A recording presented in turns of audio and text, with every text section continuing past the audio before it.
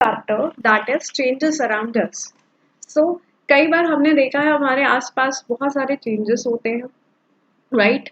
अब scientific language में ये चेंजेस दो टाइप्स के होते हैं, या तो ये फिजिकल होंगे या तो ये केमिकल होंगे। जैसे suppose that it is given that change in the weather, alteration of the day of night, day से नाइट में चेंज होना, cooking of the food, rusting of iron, burning of a paper, etc. There are multiple type of changes which is given to you.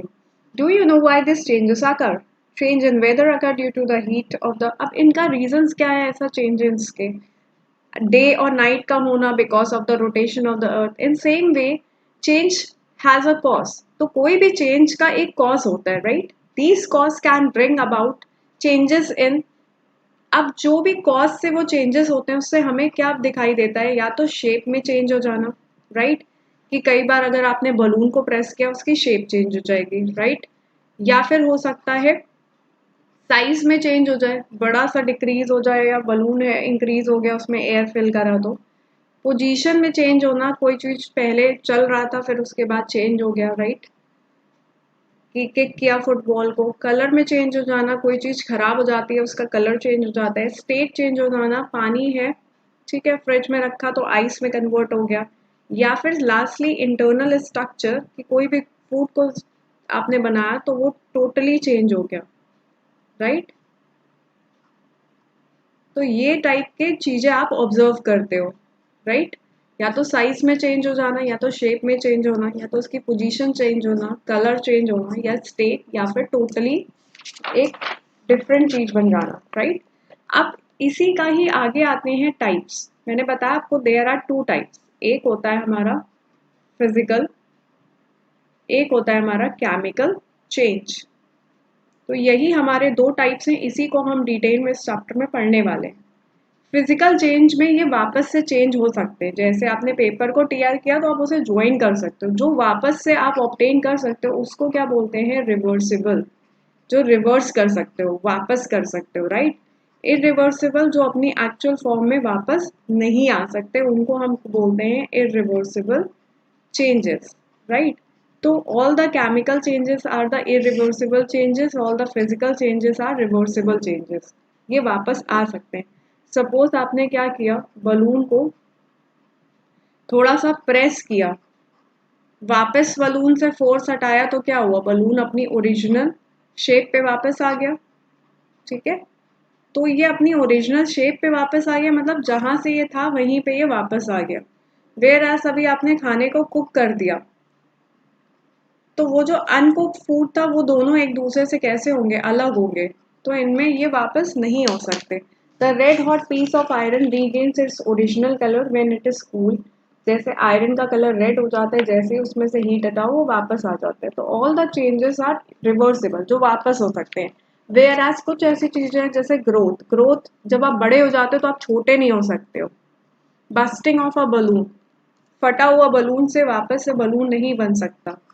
Growth है आपकी, आप छोटे नहीं हो सकते हो, right? Cooking of a food मैंने एग्जांपल दिया आपको, या बलून है वो क्या हो गया? बस्ट हो गया तो वो वापस नहीं आ सकता। तो ये सारे चेंजेस होते हैं हमारे irreversible.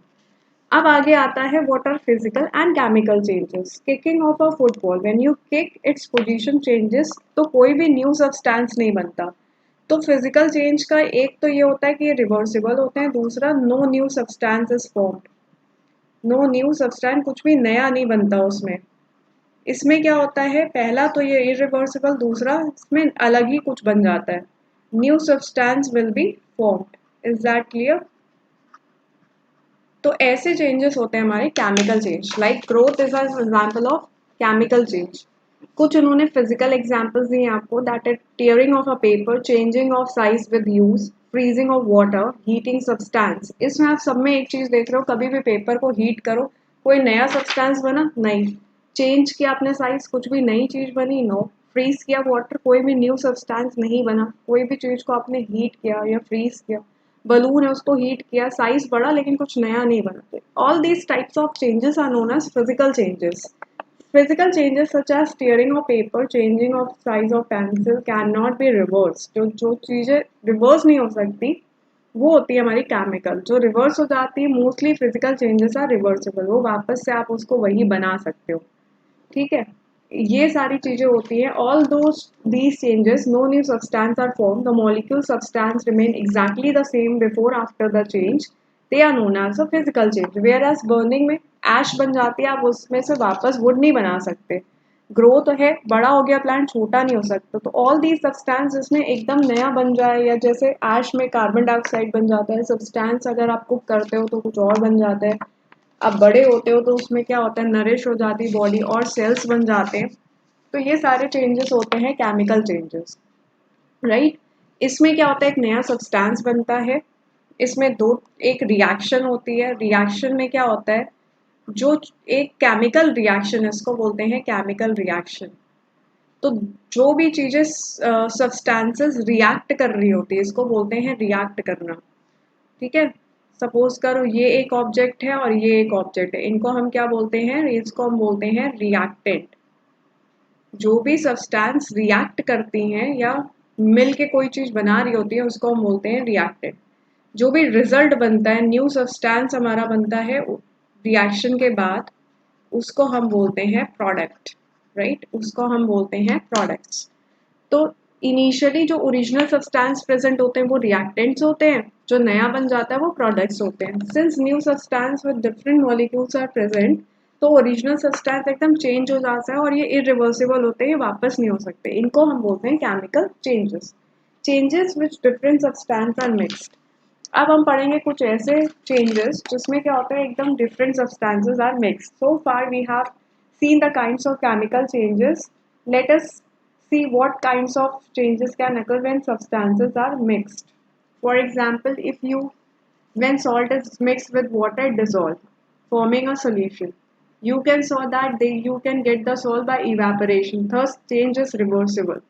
So it is a case of physical change. अब ऐसे केसेस उन्होंने दिए हैं जिसमें आपने कुछ मिलाया, जैसे सॉल्ट वाटर में, तो अगर आपने उस सॉल्ट को वापस से लेके आना चाहते हो, उसको बॉईल करो, वापस से सॉल्ट आपको मिल जाएगी. तो जो वापस आ सकते हैं उसको बोलते हैं फिजिकल चेंजेस, राइट.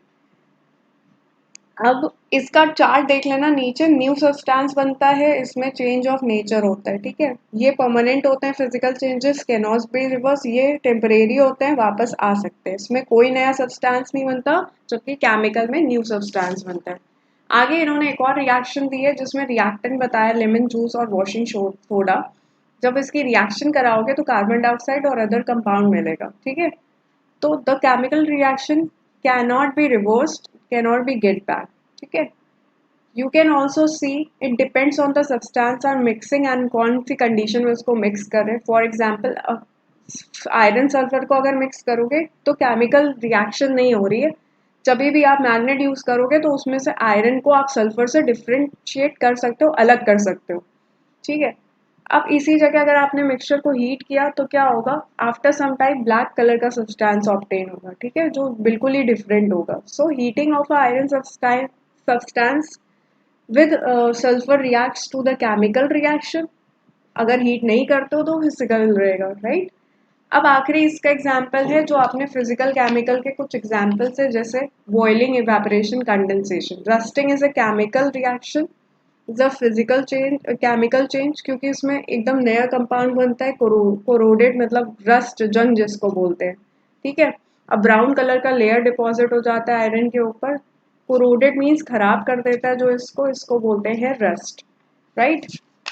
इवेपोरेशन, ये सब क्या है, पानी इवेपोरेट होता है, ऊपर चला जाता है, वापस से ठंडा होके वापस आता है, उसको कंडेंसेशन बोलते हैं, राइट. तो ये रिवर्स, ये वापस हो सकता है, तो ये फिजिकल चेंज है, राइट. लास्ट है हमारा melting of a solid and burning of a candle. Melting of a solid is a case of physical change. क्यों, क्योंकि ये वापस आ सकता है. ठीक है, सॉलिड मेल्ट होके वापस से बन सकता है, जैसे वाटर हो सकता है, केमिकल भी हो कुछ केसेस में. Burning of a candle is, burning में क्या है, एक नया सब्सटेंस बनता है, जैसे कि ऐश आपकी वापस जलती चली जा रही है, right. It is not a solid और liquid wax that burns. It actually water vapor that burns.